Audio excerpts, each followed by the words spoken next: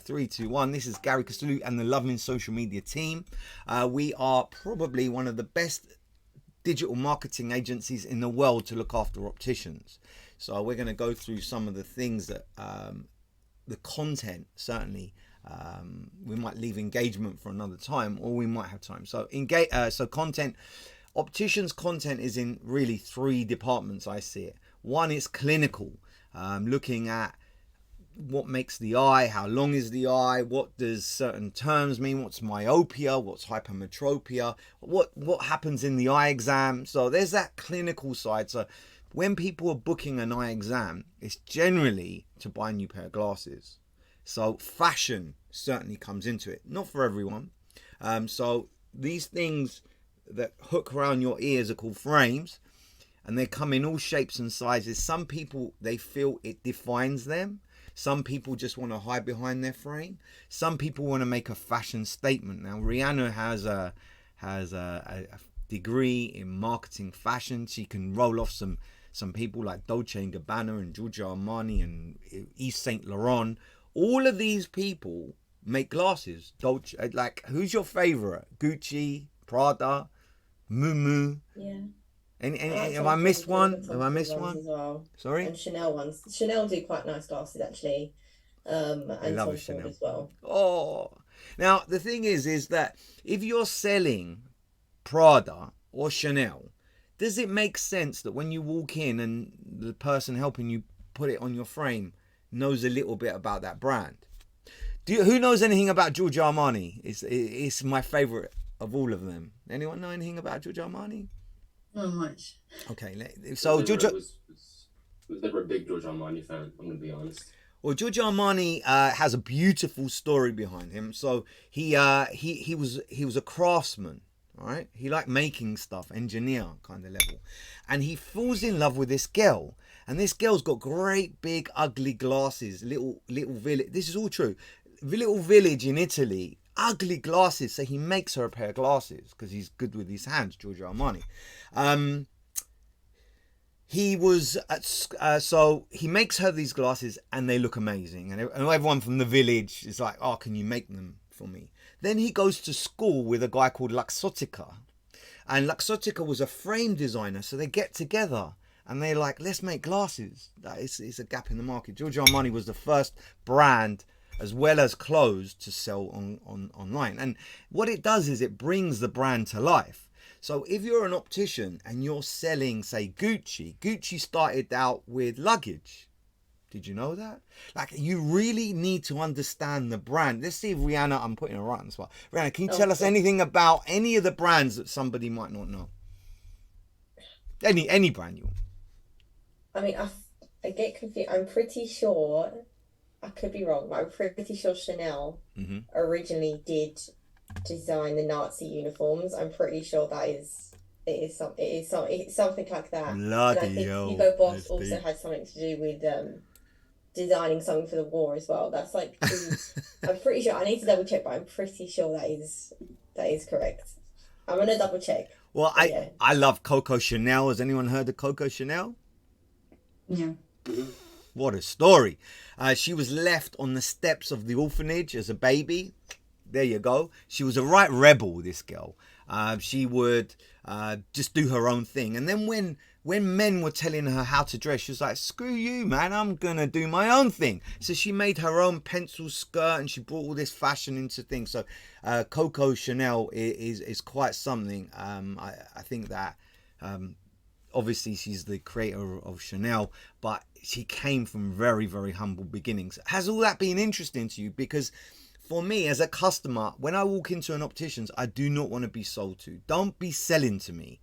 There was a program on BBC Two yesterday. Did anyone watch it? It's young people your age selling massive houses, like houses for 4 million, 1 billion, 400 million. Has anyone seen it? So funny. So these kids will get a commission if they sell it, and the guy goes into the kitchen and he's like, yeah, this is a great kitchen, this is so good, and the millionaire says to him, can you just stop selling this to me? When you're sold to, you don't even know you're being sold to. So talking about story, there's a saying here, are you ready for this? If you're watching this, write this down. Selling tells, stories sell. Telling is like selling, and stories is storytelling, and that's what gets the result. So it's all about storytelling. So when you're walking into an optician's and you're looking at the frames and you sell all these great brands, you need to understand something about the brand. So as social media company, when we take somebody on and they're saying, well, I sell Tom Ford, it's our responsibility to look into Tom Ford, put up some interesting stats. Where did this person start from? Where are they doing? Do they do shoes as well? Because that's all part of it. And you'll find a lot of content already on there. Already, like French Connection, so interesting. There's a million brands out there that have a story to them. So when we go clinical, there's lots of clinical stuff that you can do to find out different things. Is this interesting to you all? You got a comment? Anyone got a comment here? Yeah, nah. In terms of understanding like the brand story behind it, it's like how does anyone know how Seiko came about? Yes, but I want to. Okay. Well, everyone besides Gary. Well, essentially, Seiko was founded in Japan by a man named Kentaro Hattori, and originally he was a pocket watch manufacturing company. They make pocket watches. It was only until 1942 that the first lenses were made, and they were called Vista, and then it turned into the Seiko lenses. So they honestly come from the most bizarre places, but it's like Gary said, storytelling leads to sales because it doesn't feel like you're being sold to. It's more intriguing.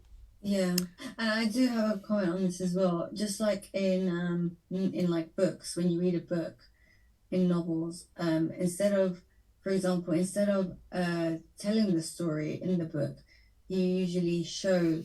So it's more like for the person to imagine, for the reader to imagine what they're reading, you need to have you know, kind of like sensors in place. So it's kind of like the same concept.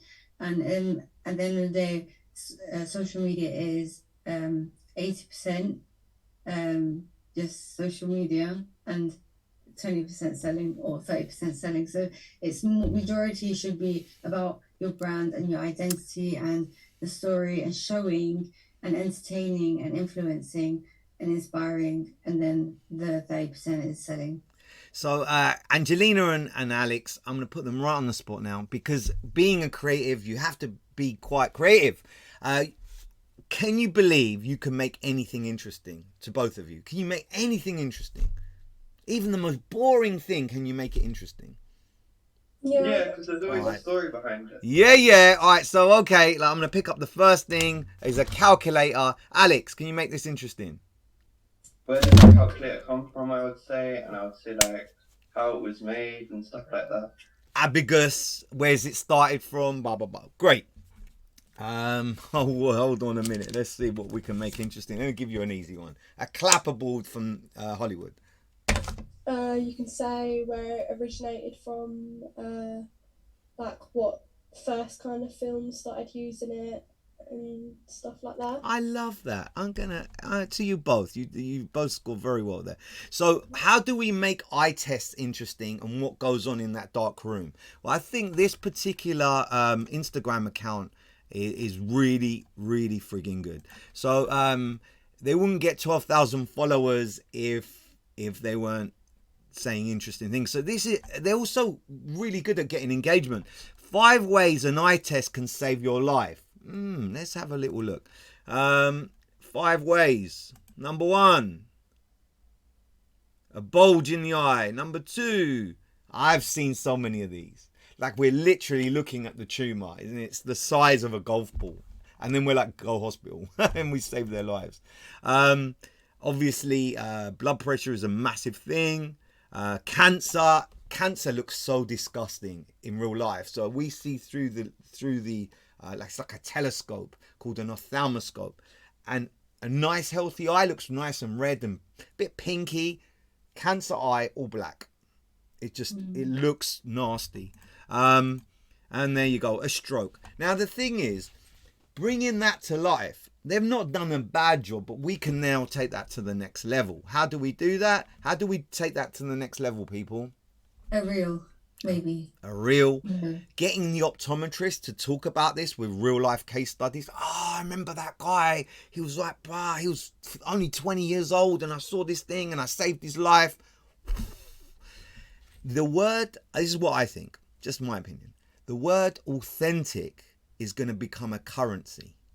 We don't know what's real, what's not, what's a lie and what's not. Fake news was a new thing. When Donald Trump came into Parliament, came into the White House, he started saying fake news. No one really knew what fake news is. With ChatGTP, we don't know what's being written by a human or not. Soon, the graphics design is going to get so good that even myself or Pariston or Zalia and Rihanna that work in design won't even know what the hell was being written. Like, what's a real photograph? I was with my friend, her name's Rula, hello Ru, and she said that the student that won this year's prize at her university, she teaches at Cambridge, it was AI generated and none of the examiners knew. It was a picture of her mum in some formal African wear or something. It was an amazing picture, but literally it was made by AI and they passed the degree. Wow.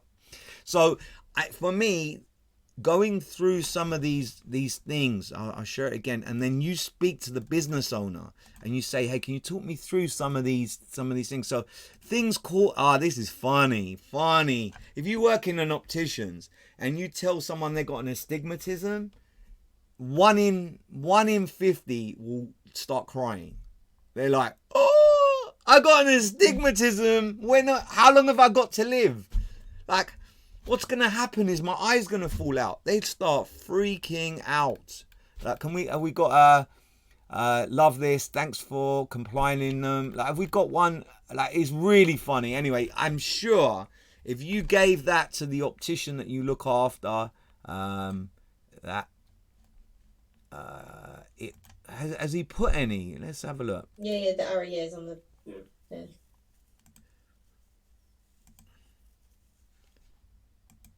Anyway, I think this is really cool. But again, you could redesign that, do it in your own flavor. There's a lot there. So the other one, clinically, that I like personally is, thank you for that, by the way, Coco Chanel. Yeah, we can go through that. I found out what it actually was. Let's have a little look there. We'll see. For me, the Abdo website, I don't want to be mean, but this is good stats, but delivered. You could be a little bit more creative. Like, so Alex and Angelina, like, we spend about 10% of our waking hours with our eyes closed, right? So I think with a bit more creativity, that story could be a little bit better. Some women can have genetic mutation which causes them to have millions more colors. At a lab where they tint colors, they only employ women. Men are much more likely, by 1 in 20,000, 30,000, to be colorblind. Women see way better colors. So I don't know if that's genetic. When they're picking the berries and we were out as cavemen, they had to make sure that they weren't poisonous, or I don't know. It leads back to something. A blink lasts for about 10 seconds. All this stuff is really good. It's just the bit, I think, turn into real, give it a video, like, could be way better. So that's just 2 examples. Let's go back to Rihanna, because she's gone to the trouble of learning about Coco Chanel.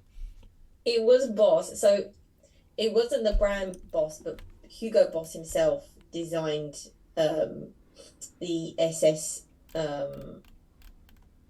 uniforms.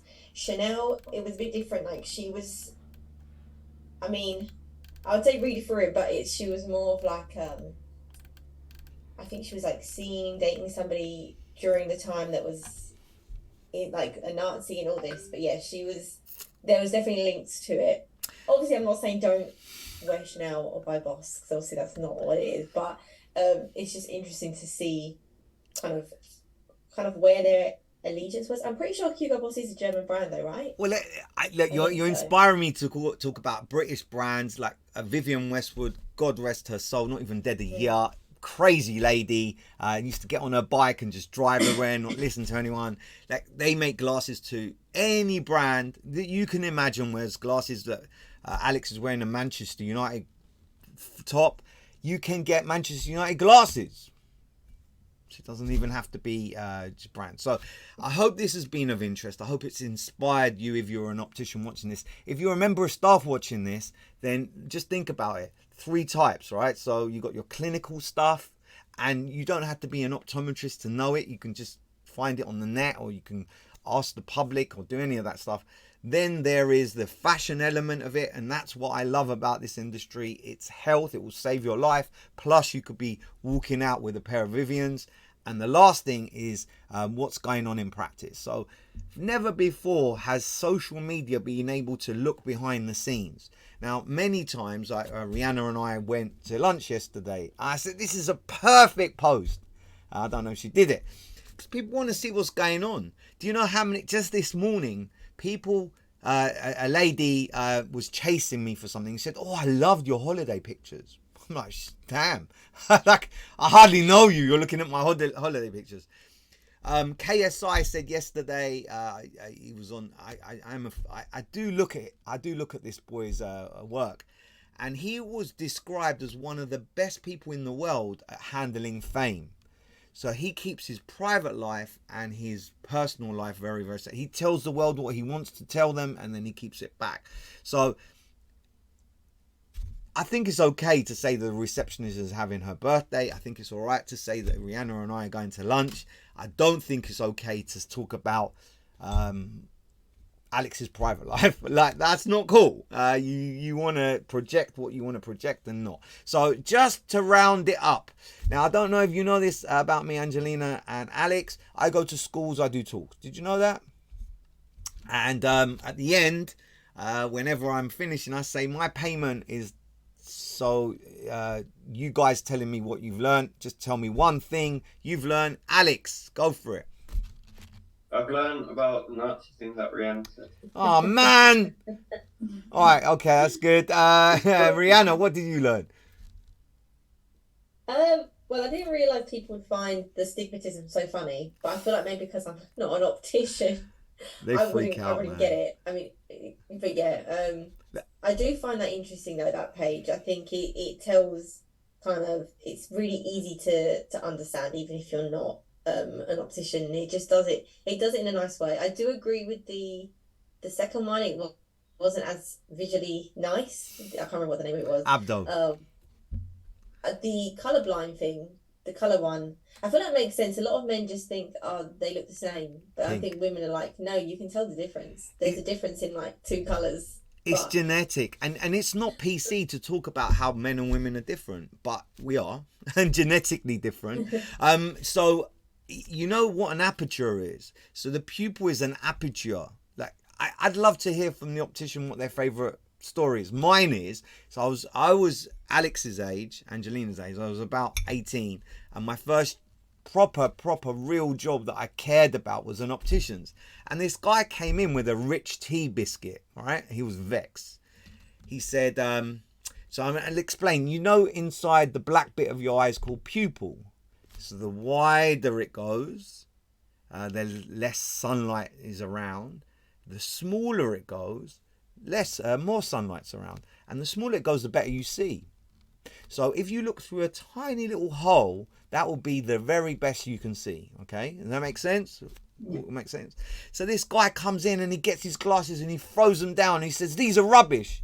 And my boss said, well, why are they rubbish? And then he pulls out a rich tea biscuit and he says, I can see better through this biscuit, through the little hole.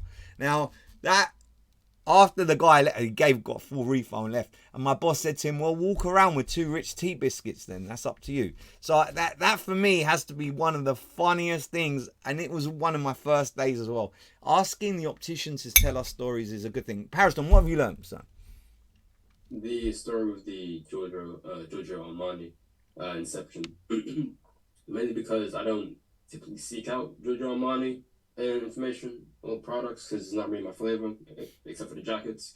But I like learning new things, and the inception of certain products and companies are interesting. I kind of the the story about the Chanel inception was kind of familiar.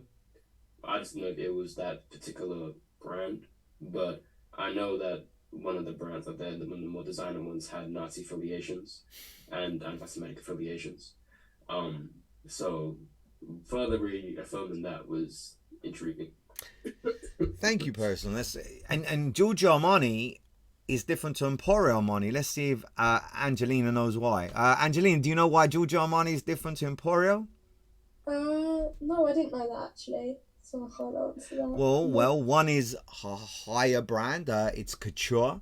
So Giorgio Armani is only on the catwalk. Emporio Armani is a off the peg. I'm sure Rihanna can tell us about. And there's a third one, which is even lower than Emporio Armani.